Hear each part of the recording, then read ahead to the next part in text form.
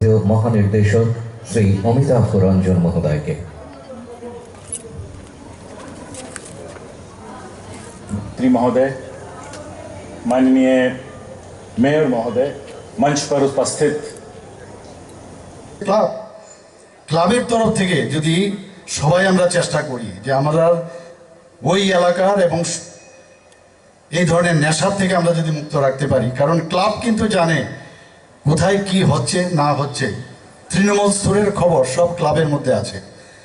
তো ক্লাবের একটা বিশেষ দায়িত্ব এবং ভূমিকা রয়েছে। সরকার তো চেষ্টা করছে। একটু আগে মাননীয় মন্ত্রী মহোদয় বলেছেন যে আমাদের এনইসি বৈঠকে, নর্থ ইস্টার্ন কাউন্সিল বৈঠকে এবং পরে যখন আমাদের চিন্তন শিবির হরিয়ানাতে হয়েছিল, সেখানে আমাদের মাননীয় গৃহমন্ত্রী অমিত শাহজির নেতৃত্বে সেখানে সারা নর্থ ইস্টের সমস্ত যারা এনইসি বৈঠকে ডিজিপিরা ছিলেন, চিফ সেক্রেটারিরা ছিলেন এবং অন্যান্য আধিকারিকরা ছিলেন। আর হরিয়ানাতে চিন্তন শিবিরে সমস্ত প্রদেশের এই ডিজি থেকে আরম্ভ করে সিএস থেকে আরম্ভ করে অন্যান্য আধিকারিকরা সবাই উচ্চ পর্যায়ের বৈঠক হয়েছে। একটাই কথা, যে জিরো টলারেন্স এই নেশার বিরুদ্ধে আমাদের এই সরকার, government of India, government of Tripura এবং অন্যান্য প্রদেশে সবাইকে বলা হয়েছে জিরো টলারেন্স। শুধু তাই না, যারা নেশাগ্রস্ত তাদের কিন্তু দোষ নেই, তারা ভিকটিম। আমরা অনেক সময় ভাবি ওকে ধরে নিয়ে গিয়ে যদি ডি অ্যাডিকশন সেন্টারে দেওয়া যায় বা অ্যারেস্ট করা যায় তাহলে সমস্যার সমাধান হবে, তেমনটা না। এখানে এরকমও বলা হয়েছে ওই মিটিংয়ে, একটা স্কুলের সামনে বা কলেজের সামনে একটা টঙ্গরে বা এরকম একটা ছোট দোকানে যখন ড্রাগসের বিক্রি হয়, সেখান থেকে ধরে ধরে যেতে হবে কোথায় আসলে তার মূলটা। এবং সেইভাবে কিন্তু ত্রিপুরা সরকারও কাজ করছে। এখানে মাননীয় আমাদের ডিজিপি সাহেব এখানে আছেন। আমাদের বিভিন্ন স্তরের পুলিশ বিভাগকে ঢেলে সাজানো হচ্ছে, কোনো অবস্থায় এই নেশা না এখানে ঢুকতে দেব, না এখান থেকে পাচার হবে। দীর্ঘ বছর ধরে আমরা জানি এখানে গাঁজার উৎপাদন হয়, আমরা সবাই জানি। এবং এখানে বলা হয়েছে নর্থ ইস্টে রিজনের মধ্যে আমাদের এখানে সমস্ত ড্রাগস এবং গাঁজা হাইয়েস্ট পরিমাণে আমরা সিজ করেছি এবং ডিস্ট্রাকশন করেছি। এখানে আইন শৃঙ্খলার প্রশ্নে প্রায়শই এখানে দেখা যায় বিরোধী যারা পক্ষের আমাদের লোক আছেন, আজকেও আমি দেখছি বলছে আইন নেই, আইন নেই, আইনের এখানে শাসন একেবারেই নেই। ওনাদের জ্ঞাতার্থে আমি জানাচ্ছি, ন্যাশনাল ক্রাইম বোর্ডের এখান থেকে ওনারা বলছেন যে 28টা স্টেটের মধ্যে লোয়েস্ট আমরা ত্রিপুরা সরকারের 55th মধ্যে পড়ে, 5th ক্যাটাগরি, মানে 5th পজিশনে আছে।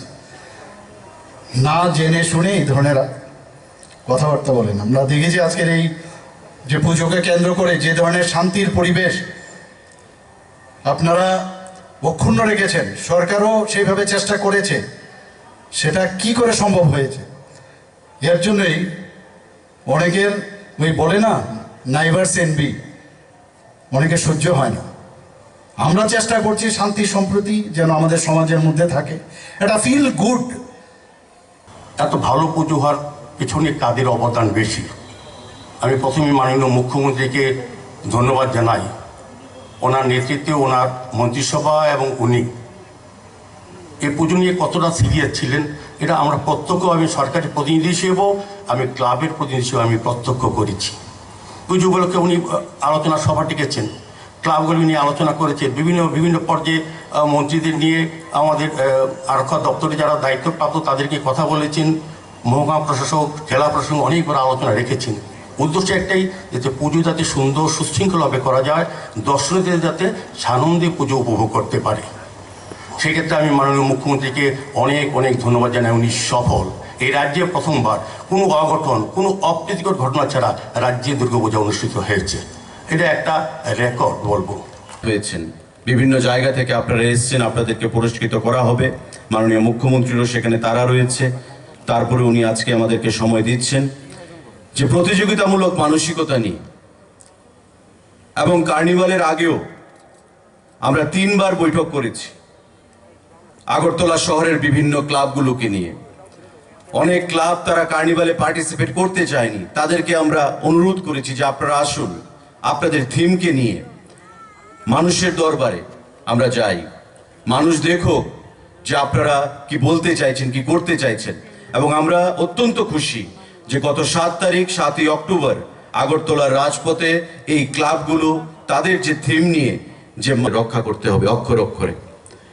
মেয়র সাহেব বলে গেছেন যে আমাদের সরকার, মাননীয় মুখ্যমন্ত্রী, আমাদের পুলিশ প্রশাসন, আমরা প্রত্যেকে যৌথভাবে নেশার বিরুদ্ধে আমরা যুদ্ধ ঘোষণা করেছি। যে কোনো মূল্যে নেশা কারবারি এবং নেশার সঙ্গে যারা যুক্ত রয়েছেন তাদের বিরুদ্ধে 0 টলারেন্সের নীতি আমাদের সরকার আমরা নিয়েছি। অনেক সফলতাও এসছে, পুলিশের দ্বারা অনেক নেশা কারবারি এবং নেশা বাজেয়াপ্ত করা হয়েছে। এই সফলতাই আমাদের ক্ষান্ত থাকলে চলবে না বন্ধুরা, এখানে ক্লাবগুলোকে একটা গুরুত্বপূর্ণ ভূমিকা পালন করতে হবে। যারা সিভিল সোসাইটির সদস্যরা রয়েছেন তাদেরকে একটা বিশাল ভূমিকা পালন করতে হবে, কারণ আমরা মনে করি যেটা একটা সামাজিক অবক্ষয়, নেশার বিরুদ্ধে যুদ্ধ, যেটা আমাদের সরকার গঠিত হওয়ার পর আমাদের প্রাক্তন মুখ্যমন্ত্রী করেছেন, আমাদের বর্তমান মুখ্যমন্ত্রী সেটাকে এগিয়ে নিয়ে যাচ্ছেন। প্রধানমন্ত্রী, স্বরাষ্ট্রমন্ত্রী আমাদের দেশের উত্তর পূর্বাঞ্চলকে এবং সারা দেশকে নেশার বিরুদ্ধে সেখানে যুদ্ধ ঘোষণা করে মানুষকে এগিয়ে নিয়ে যেতে চাইছেন। গত কিছুদিন আগেও আমাদের মুখ্যমন্ত্রী, আমাদের ডাইরেক্টর জেনারেল অফ পুলিশ গুয়াহাটিতে স্বরাষ্ট্র দপ্তরের মন্ত্রী যিনি রয়েছেন অমিত শাহজির পৌরোহিত্যে সেখানে মিটিং করে এসেছেন।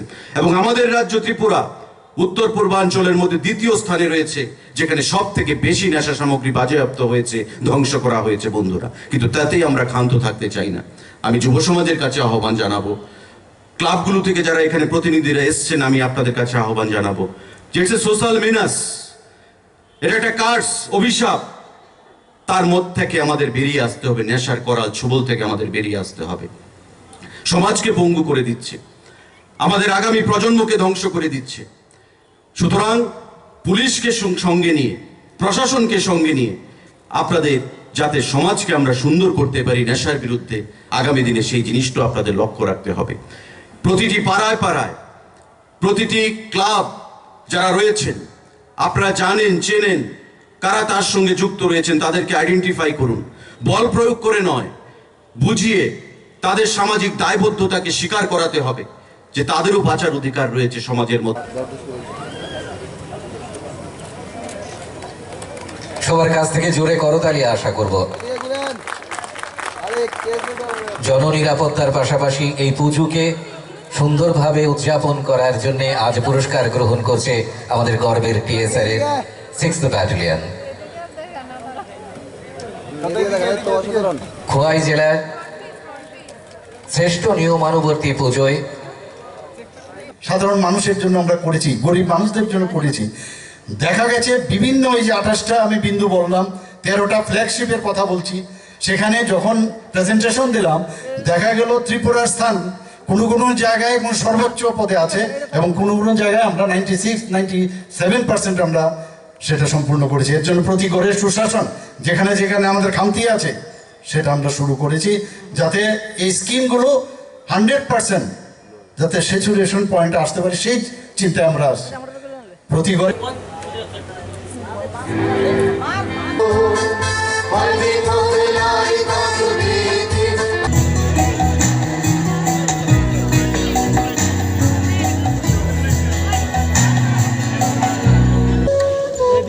এরপর শ্রেষ্ঠ নিয়মানুবর্তী পুজো উত্তর ত্রিপুরা জেলায় ধর্মনগরের আপনজন ক্লাবের কর্মকর্তাদের প্রস্তুত থাকবার জন্য বলবো। সবার কাছ থেকে জোরে করতালি আশা করব। উত্তর ত্রিপুরা জেলা থেকে তারা এই সম্মান গ্রহণ করছেন।